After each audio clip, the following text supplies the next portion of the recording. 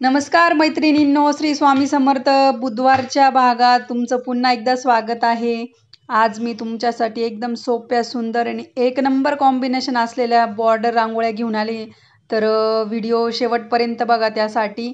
आणि आवडल्यास लाईक करा, कमेंट करा, शेअर करा. चॅनलला अजूनही सबस्क्राईब नसेल केलेलं तर सबस्क्राईब करा.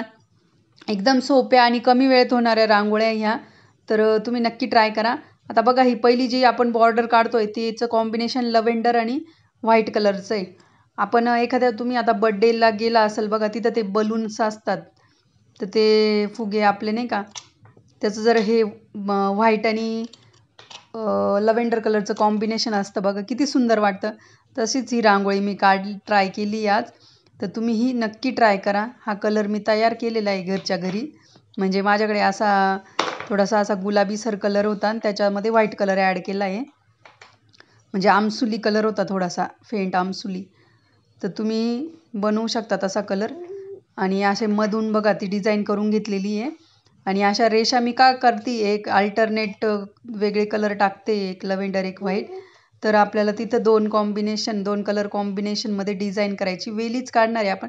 म्हणजे तुम्ही आता एवढ्या दिवसात ऑब्झर्व केलं असेल मैत्रिणींनो, सेम डिझाईनचे पॅटर्न असतात, पण आपण त्याचा वापर करून कसं वेगवेगळ्या पद्धतीने रांगोळी काढू शकतो हे तुम्हाला तर नक्कीच शिकायला भेटलं असेल या रांगोळ्यांमधून. तुम्ही सगळे आधीचे पण व्हिडिओ बघा, त्याच्यातून मग तुम्हाला समजेल की कशी आपण डिझाईन, सेम पॅटर्न कसा आपण वापरू शकतो.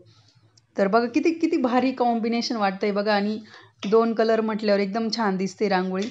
बघा इतक्यात झाली पण रांगोळी. 5 मिनिटाच्या आत होणारी रांगोळी. नक्की ट्राय करा.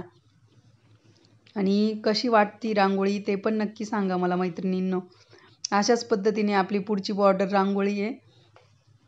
तर मी आज काही याचं बॉटल वगैरेनी काही काढलेलं नाही आहे, हे ठिंब तर हातानेच काढलेले आहे.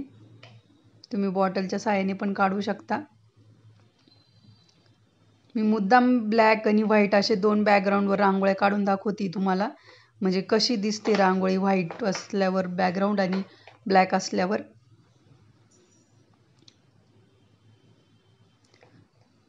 ही रांगोळी पण नक्की ट्राय करा. असे 2-2 जोडीने टिंब काढून घेतले आणि अंदाजेच मी ते डिस्टन्स ठेवलेलं आहे.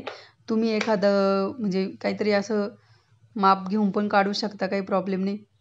अशा पद्धतीने त्याला असा आकार दिलेला आहे. आणि आपण गुलाबी आणि हिरव्या कलरचं कॉम्बिनेशन वापरून पुढची डिझाईन तयार करणार आहे. बघू शकता मैत्रिणींनो, म्हणजे किती सोप्या रांगोळ्या कुणालाही काढता येतील. तुम्ही फक्त ट्राय करा आणि तुम्ही खरंच रांगोळ्या शिकाल नवीन नवीन, ज्यांना जर जमत नसेल रांगोळ्या. आणि तुमच्या फॅमिलीला पण आणि फ्रेंड्सला पण सांगा आपलं चॅनल सबस्क्राईब करायला. बघा अशा पद्धतीने डिझाईन करून घेतली डिझाईन ब्रशच्या साह्याने. ब्रशचा जो मागचा भाग असतो त्या साह्याने तुम्ही काडीचा पण वापर करू शकता. आणि पिवळ्या कलरचे असे टिंब दिलेत. हे असं एकदा आपल्याला जर म्हणजे आली ना एखादी रांगोळी, तर आपल्याला आपोआप ते सुचत जातं की नाही का, आपल्याला अशी रांगोळी काढायची, तशी काढायची. बघा अशा पद्धतीने हे दोन्ही रांगोळ्या काढून झाले. भेटूया पुढच्या भागात. तोपर्यंत धन्यवाद. Bye bye. रांगोळ्या नक्की ट्राय करा.